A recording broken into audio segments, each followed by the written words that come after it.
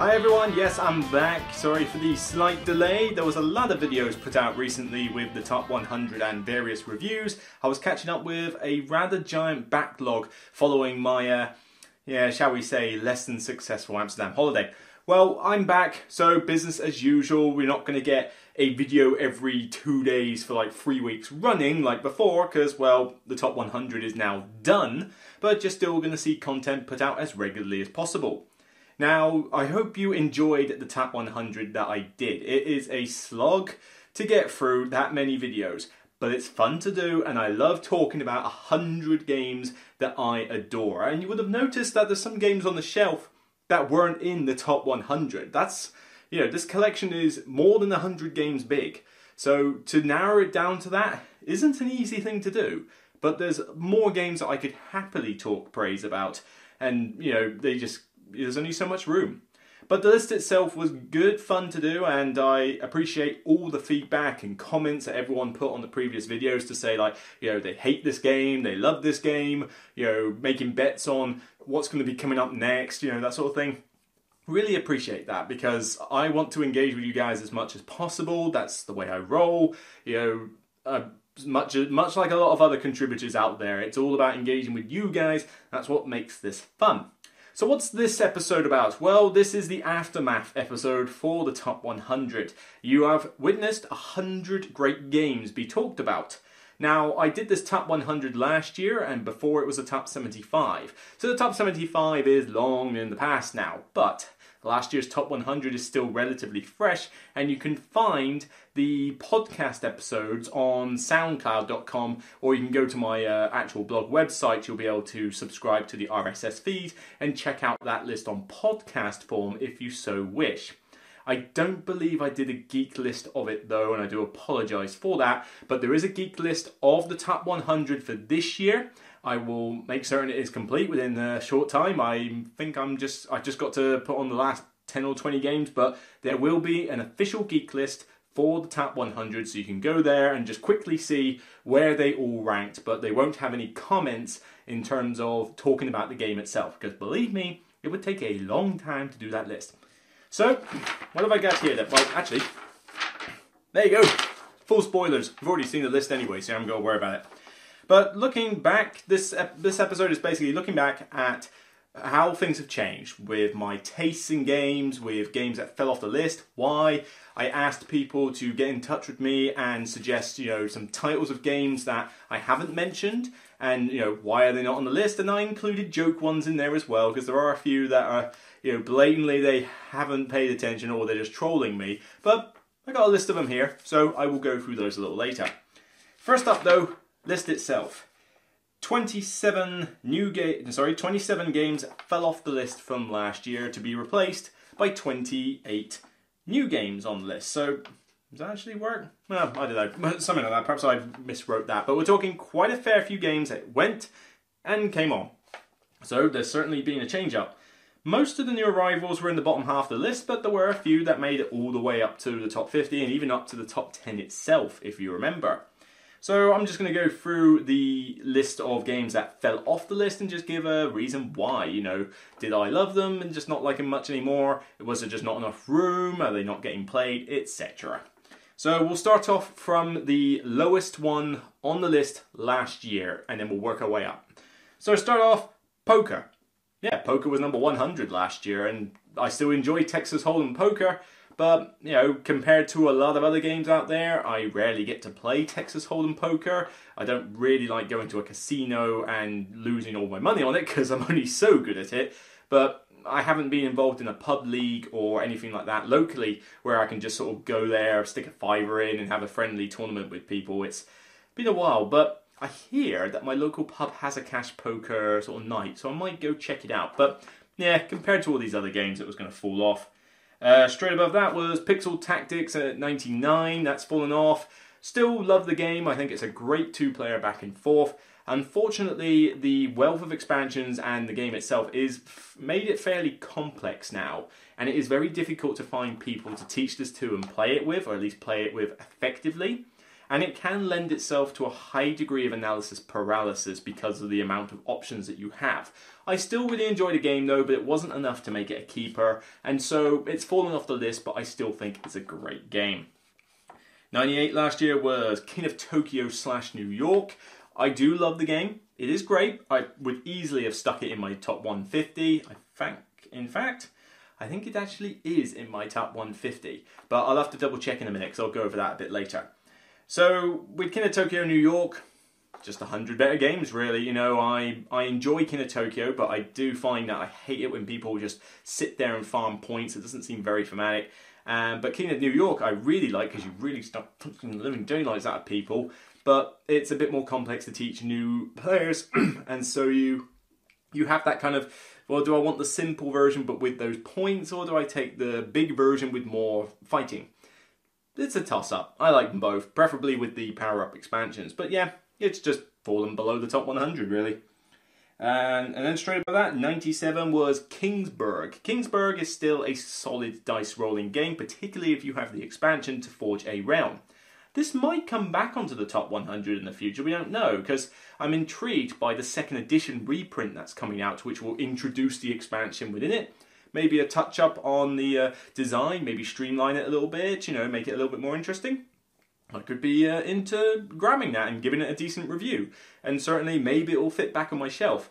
But as you saw with some of my other games, Alien Frontiers, right there, I prefer Alien Frontiers. That is my pick for dice worker placement games. Carcassonne was 96, but it was on that list last year, so above that was Kakerlaken Poker Royal, or Cockroach Poker. It's this titchy little game right here, actually, so I can bring it out and show it to you. But it's a fantastic little filler game. It's in a rubber band because it's quite hard to keep it all in the box. But you essentially pass a bug to your opponent, make a claim about it, you know, this is a stink bug, this is a fly, and they have to either pass the card to someone else after looking at it and making their own claim, or they try to guess whether you're telling the truth or lying. It's a very simple filler, there's no winner, loser is kicked out and that's it, game ends, but it's hilarious fun. That's just more games better, but I still love it and it still comes out regularly on most game nights. Above that was 94 before with Dragon's Gold. Can I fish that out here with my chair? No, the chair's in the way. But Dragon's Gold is a great negotiation game. I like negotiation in a lot of games, and basically you have these dragons with treasure on them, and you'll play fighter cards in order to, well, fighter, wizard, rogue, that kind of thing. It's fantasy-esque. And you'll try to slay the dragon either yourself or with other players. But once the dragon is slain, everybody involved has about a minute to divide up the loot, and you can't make future deals. Everything there must be divided, even if it's not equal. You've got a minute to come up with a decision, otherwise nobody gets anything. Great fun, light negotiation game, but whew, don't play it if you're prone to anger, because you could just get hosed out quite easily by someone literally just going, no one's getting anything. No, I got all the gems in the world and I'm in this battle, so nope, I'm not going to agree to anything. It has its moments, but you know, just so many other better games. Hanabi was 93, it's now fallen off. This, where's that gone? There it is, little one here. Hanabi is still a great little gateway card game. I recommend it to new players. I recommend it particularly to spouses, to people who want to get their spouse into gaming, because I used this on a previous ex-girlfriend when we went camping, and it worked like a treat. She really enjoyed it, and it works great as a 2-player game. Still works good up to 5 players, but oh my god, there's a lot of people to get in each other's heads. Still really cool. I bring it out every now and again. It's just, like I say, there's not much theme to it, and you know, I don't tend to bring out 2-player games that often, and this one is better as a 2-player game. So yeah, it just hasn't really hit the table as much, but I still keep it. It's cheap, nice, and if I need a new player, like something really easy to teach a new player that's co-op, it fits the bill quite perfectly. Above that, 92, probably the biggest game that was on last year's list, and that is Twilight Imperium 3rd Edition. Really enjoy it. I don't own the game. A friend of mine, Graham, has the game, and we have played it several times. You know, not loads, but several times. And I do enjoy the epic space feel of it. I'm really excited to try Twilight Imperium 4 when the UK finally gets it. And chances are I'm not going to be able to keep hold of it, though, because I think my friend's going to get it as well. And there's only so many of us that need to own Twilight Imperium 4. It's, you know, this monstrosity of a game. But looking forward to playing a new one, and I will give some feedback on there. Whether I'll be able to play it enough times to give it a fair review is another thing, but you'll certainly at least get my first impressions of the game when that occurs. Why is it falling off the list? It's a huge monstrosity. That's almost a nightmare to try and set up and play. You know, it's not going to get played that often to warrant itself on the top 100. Still a great game though. And then going above that, 91. You'll notice that a lot of the 90s fell off actually. I mean, what do you expect? Not many of the 90s, apart from Carcassonne, actually only Carcassonne climbed. The rest fell off. 91. Amerigo. Can't see it. Big game up there. I still own it. I'm in an argument about getting rid of it though. I don't know. This is the only, and I mean the only, Stefan Feld game I enjoy. I don't like Stefan Feld games. Lovely bloke, I'm sure. Never met the boy. But it's the whole dryness, the whole punishing aspect. Really don't get that in the Stefan Feld game. Amerigo's the one exception to the rule though. And yes, it is, you're thirsty just looking at the thing. It is dry as a bone. But I love that tower. That tower where you put the cubes in to decide what actions you're going to be able to do. And depending on what cubes come out and what colours dictate how powerful the action will be, but also which actions you're allowed to do. And even though you'll scoop up a particular colour, like blue for sailing around the world, for example, and drop them in, it might knock out some previous clues of a different colour, and you'll have tactical decisions as to whether you need to try something new on your turn that you weren't expecting. And it's like, ooh, hang on, I was thinking of sailing around the world, but you know what? That green cube has come out. That means I can build on spots. That actually would be quite handy right now. Yes, I'm going to do that instead. Really cool tactical game. It has some strategy, but I like it for the cube tower tactical aspect. Just doesn't hit the table very often, and to be fair, I probably have forgotten the rules to it by now. I might need to go give it a rulebook another read, but yeah. I'll hang on to it for now, but as a Stefan Feld game, it is the only one I like, so considering you know what my tastes are, that's saying something. 90 is a... Oops, this is a cool little one. I'm still hanging on to it because it is kind of hard to get hold of, actually. I don't want to really get rid of it. It's Forense. Is that upside down? Honestly. There you go. Edit that. Forense uses the mechanic from Small World, where when you want to choose something, like a card on the line, you have to put bricks, in this case, on the cards beforehand, so you're making it more lucrative for other players. But Forense is a very simple, fairly light Euro about building, tower blocks. And you have all these different coloured bricks, and you're trying to, essentially, build towers in different colours and up to different heights in order to score victory points. But the cards will have special abilities, and you have to be careful how you build your towers and bricks, because you can only work on so much at a time, and if you have to stop, you risk the whole thing being demolished. It's a light little game, quite fun, just haven't really got it to the table in a long while, and it's kind of suffered a little bit on my list for that reason. Then we get into the 80s, and again, a lot of these fell off. We're getting on to Liar's Dice.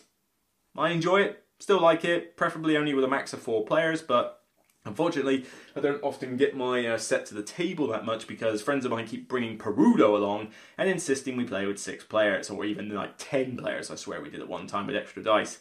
Way too many players, way too long, it's just fallen on for that reason. There's quite a lot here, I better speed up a little bit. 88 was Shadow Hunters. Great sort of hidden role game. I still really enjoy it. I don't own the game, so that's why it fell off the list. I owned it briefly and then I got rid of it because I know 1 or 2 people that already own it, and it's one of those ones where you're trying to teach it to new players and they don't quite get how they should act a particular role, but still enjoy it. Goes on a bit long, again a bit of a flaw, but I do like the variety of characters and how everybody is playing off against each other. Still enjoyable, just not top 100 material.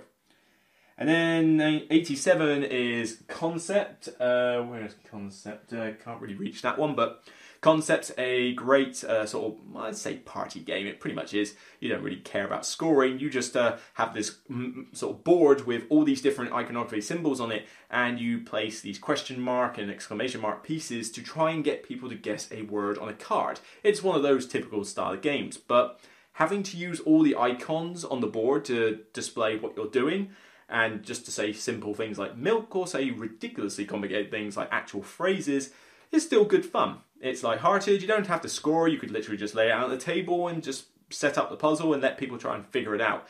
it's a good way to end the night on a fairly calm and mellow note and still provides a good laugh. Just not top 100 material. It's been a while since I've put it out, and new players can struggle a little bit with all the wealth of icons that are on it, so that's a little bit of an issue. Above that, Forbidden Desert, Kamisado, you saw them on the list. Then Kemet, that's fallen off. I don't own the game, not many people I know have it. It's a bit of a beast to teach new people, particularly if they want to throw in the expansion, which is a really cool expansion, but it's more stuff to teach, especially with all those different technologies that you can get. It's still a fun game, it's just one that I can kind of live without. I don't think it would hit my top 150, but still an enjoyable game and worth checking out. Survive Escape from Atlantis, which is out of reach again. Still enjoy it. I hate it when people gang up on you just for the sake of ganging up on you. That can be a little bit of a sour mess, but all in all, it's still a very fun, light, family game. I mean, kids can cry their eyes out when playing this, but it brings back good nostalgia of my time as a kid, in the 80s, playing Escape from Atlantis, the original one. And it's still a fun game. I love controlling all the little monsters and sharks and eating up people. And yes, you're constantly getting wailed on, but then so is everybody else. And whale, get it? But yeah, still enjoyable. I think it probably hit my top 125. I'll have to check, but still enjoyable. Just not top 100.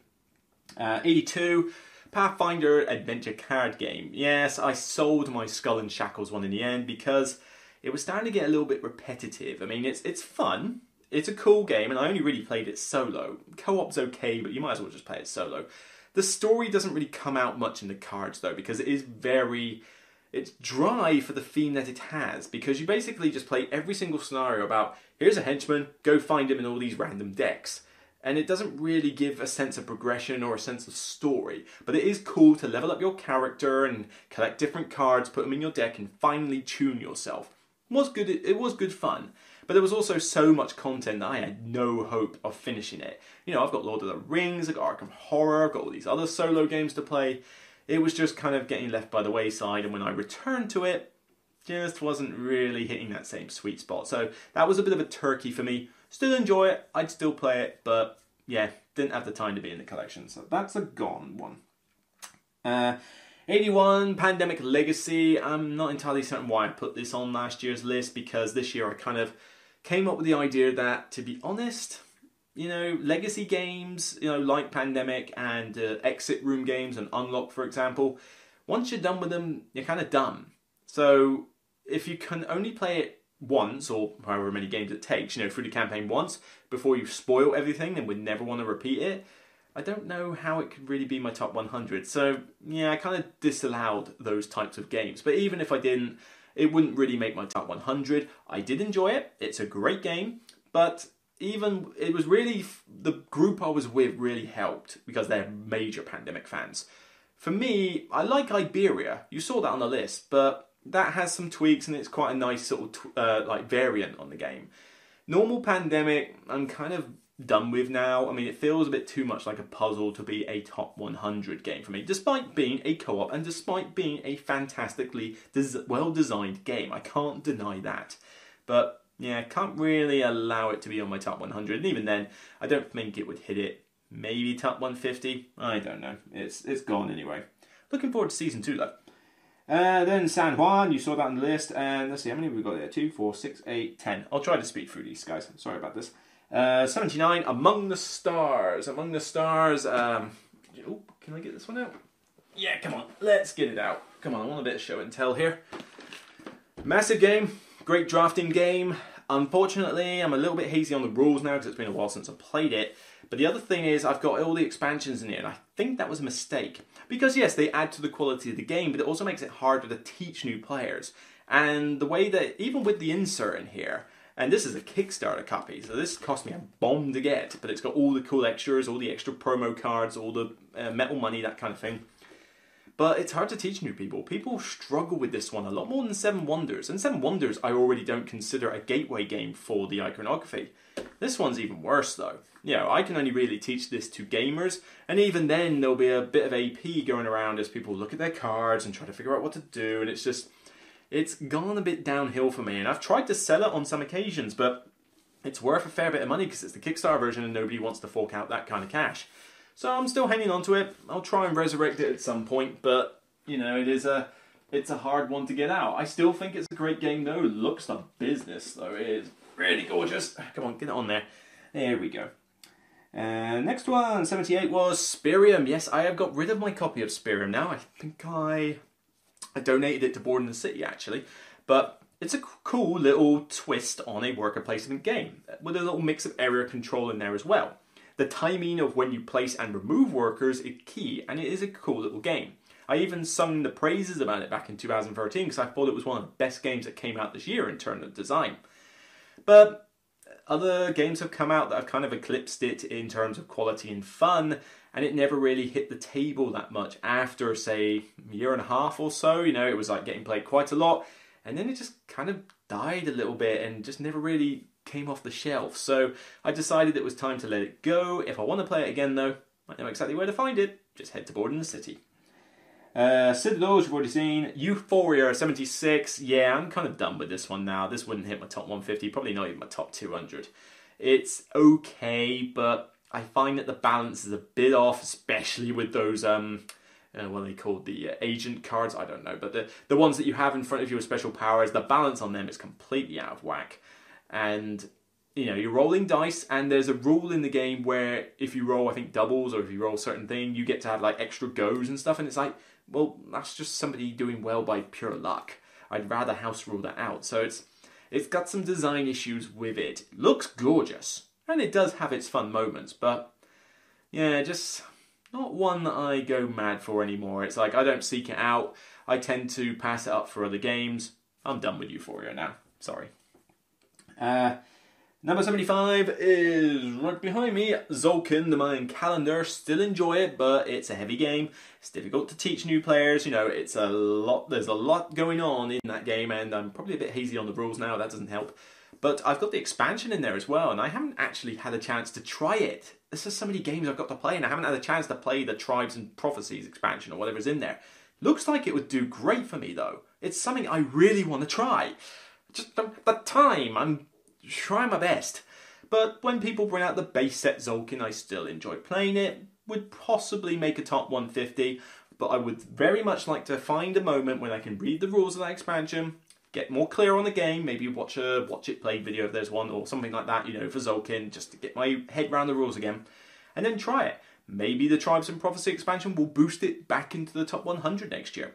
We'll see. But I'm going to at least try it, because it's not one I want to get rid of. I do like the game.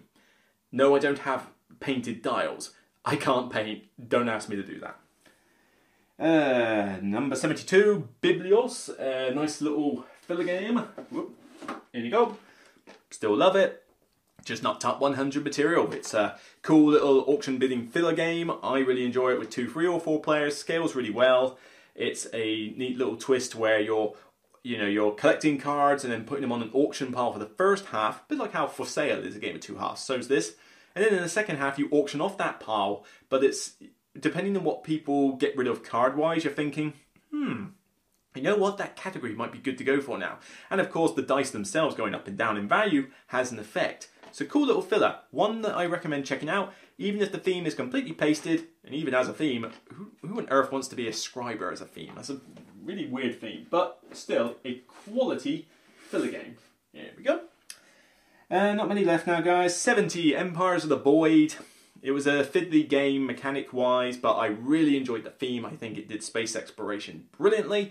Really enjoyed it, but I had to get a print-and-play expansion called Key to the Universe in order to make it even work, because the base set was kind of broken in many respects. But the main reason it hasn't hit the list is because in that edition, more games are more streamlined and I prefer them. But I have backed the 2nd edition version that Ryan has done on Kickstarter, and it does look gorgeous. I reckon that if he's done it, I don't know. I haven't bothered to read all the rules to it, and I want to make it a surprise when I get it. But looking forward to it because it looks gorgeous, and if they can capture that same space diplomacy type feeling of Empires of the Void, where you chose whether you conquered planets or made friends with them in order to get cool ships and abilities. Very few space games allow you to do that these days. But it's a great game. Just couldn't really make the top 100. But I'm excited for the 2nd edition. Maybe it will bounce back next year. Who knows? Very excited. And I mean, that 69 Hyperborean, it's still there in the far corner. I prefer this to Oleon's. I think it's not much of a theme, but I think it is slightly better in Hyperborean. I like the development tracks. I like the fact you got the map to move around on and fight other players and fight off ghosts, etc. Your technology cards are really sweet as well. It just pips, you know, like they're very similar games, Oleon's and Hyperborean, and Hyperborean just tips the scales for me. But still, not enough to make the top 100. Probably a top 150, and even then it would probably be in the bottom area of the 150. It really hasn't seen play in a while. I'm in an iron about keeping it or not. So we'll have to see more on that one. Two more. Oh god, this one. Lahar, 65. And now, you know, we're going from 69 to 65. Lahar. I will check in a minute. You know, I will go find a list and I will bring it back here. But I swear I think Lahar made my like 101 or 102 or something. I think it barely missed the list. And the main reason, and I'll get into this in more detail when I do a review of it soon, because I have the Mayfair edition, which I'm going to review. Not a massive comparison between it and Z-Man. It's pretty much the same thing, just maybe a slight change in component quality. But Lahar is a great Euro game. It is barely missed the top 100. The main reason, and I'll elaborate more soon, is that there's only really one player count that I play it at. 2-player works great, but I rarely get 2 players to the table. Solo, it's alright. I can think of better solo games, but it's still okay. Really though, the only way to play Lahar for me is 3 players. 3 players is the best way to play it. You get a bit more competition, a bit more interaction, but the downtime isn't so long, and you get more actions a turn. 4 or 5 players though, your actions are limited, there's far too much downtime, the game goes on far too long, it's already a long game with 3 players, and it just doesn't work. So it's very specific when I get to play it, and that's why it kind of missed the mark of the top 100. But I'll get into more detail when I do the review, don't want to spoil too much. And then finally, the last lever was all the way at 58 last time, and that is... let's see if I can find it over there. Yes! The Granya. Still probably a top 150 game, but it's been a while since I've played it, and people weren't really that keen to try it when I brought it out, despite explaining parts of it. I really love the multi-use cards. Fantastic, it's my favourite part of the game. I like the whole resource management bit. Again, really cool aspect. Different paths to victory, again, brilliant. What hinders it for me though is, one, I haven't really got it to the table much, but 2, the marketplace. The marketplace is the one thing in this game that kind of like stops me wanting to bring it out more often. I wish that there was something more interesting or thematic with that. But you can tell that this got inspiration from a lot of different designers. So the resource management was definitely an Uri Rosenberg thing. The mixed use cards, I don't know, maybe a Christian-led one like Founding Fathers, or maybe that was all his doing, I don't know. But you know that marketplace was basically ripping off Stefan Feld, and well, you know what I think about Stefan Feld, so it's a little bit of a weird one, but still enjoyable.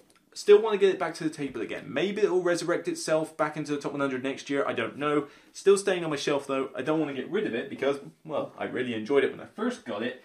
It's just, you know, there's only so many games. But it's still on my shelf, and that's still a big deal.